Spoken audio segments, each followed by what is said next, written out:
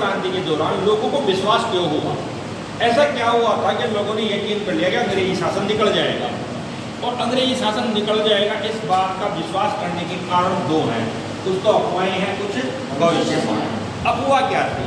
एक तो आपने वो कारतूस वाला मामला सुनाया होगा, गाय और सुअर की चर्बी, गाय और सुअर की चर्बी। एक तो मामला ये था, गाय में कारतूस। दूसरा, आटे के अंदर हड्डियों का चूरा, आटे के अंदर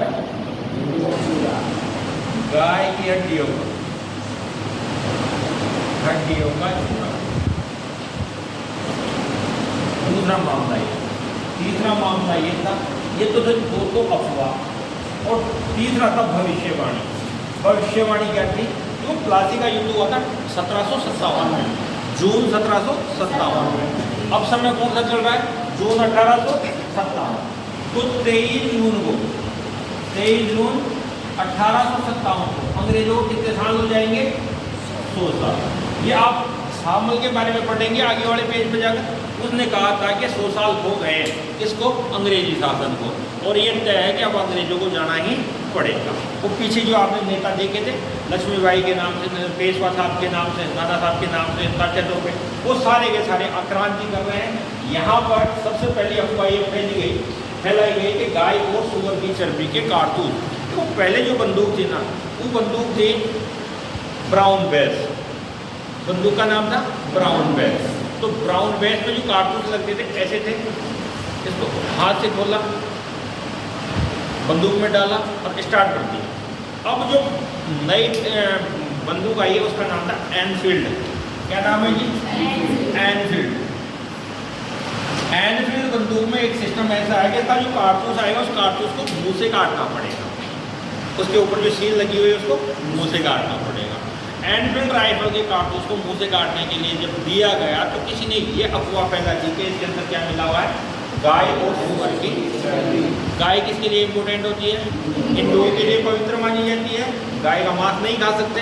और सुअर गंदा माना जाता है मुसलमानों के लिए, वो उसका मांस नहीं खा सकते। तो दोनों का धर्म भ्रष्ट करने की पहली अफवाह तो ये थी। इसका स्रोत कहाँ से मिला? मतलब ये लिखा हुआ कहाँ मिला भाई ऐसा हुआ था? तो बंगाल में एक जगह है दमदम, और दमदम में थाना था। उस थाने के कैप्टन ने लिखा है, कैप्टन राइट ने अपने स्रोत में लिखा हुआ, अपनी रिपोर्ट में लिखा हुआ है कि एक नीची जाति के आदमी ने एक पंडित जी को बोला, जो दोनों ही सेना में थे, उस बटालियन में, बोले पानी पिला दीजिए। तो पंडित जी ने बोल दिया कि आप पानी और कहीं पे जाकर पी लो, ये हमारे पीने का पानी है। तो उस नीची जाति के खलासी ने बोला कि कुछ दिन की बात है, फिर आप भी हमारे बराबर ही होंगे। तो भाई आपके बराबर कैसे होंगे? क्योंकि तुम्हारा भी धर्म भ्रष्ट होने वाला है। तो ऐसा क्या हुआ है कि अब जो एनफील्ड राइफल आई है तुम्हारे, उस एनफील्ड राइफल के अंदर जो कारतूस आए हैं उनके अंदर क्या है? गाय और सुअर की चर्बी। तो ये स्रोत आपको मिला कहाँ से? दमदम शास्त्रागार जो बंगाल का था, वहाँ की रिपोर्ट से मिला है। खलासी ने पंडित जी को बोला है और वहीं से ये बात फैली है। पहली अफवाह हो गई। दूसरा, बाजार में जो आटा है उस आटे में क्या मिला दिया गया? गाय की हड्डियों का चूरा मिला दिया गया। ये दूसरी अफवाह है जिससे इसको मतलब और बल मिला, क्रांति को ज़्यादा बल मिला। तीसरी भविष्यवाणी आएगी 23 जून 1857 को, 100 साल हो जाएंगे। तो 100 साल पूरे हो जाएंगे, क्योंकि प्लासी का युद्ध कब हुआ था? 1757 में। ये था आपका प्लासी। तो कितने साल हो गए? 100 साल।